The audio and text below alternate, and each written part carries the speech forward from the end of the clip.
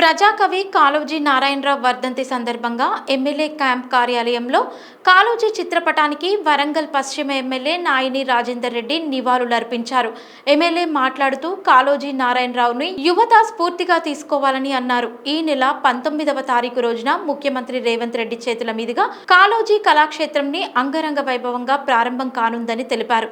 కాళోజీ కళాక్షేత్రం ప్రారంభోత్సవానికి కవులు, కళాకారులు, ఉద్యమకారులు అందరూ పాల్గొంటారని అన్నారు.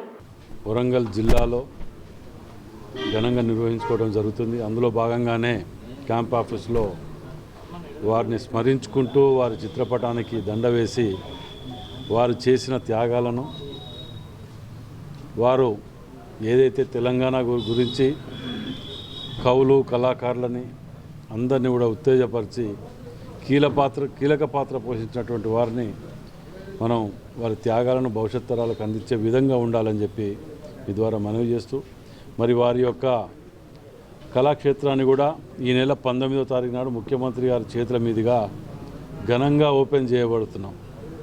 దానికి కవులు, కళాకారులు, మేధావులు అందరూ కూడా ఆ రోజు అందరికీ ఆహ్వానం చెప్తూ, మరి తెలంగాణ రాష్ట్రంలోనే ఎక్కడా లేని విధంగా ఆ యొక్క కాళోజీ కళాక్షేత్రాన్ని ప్రారంభించబోతున్నాం. కాబట్టి వారికి నివాళులు అర్పిస్తూ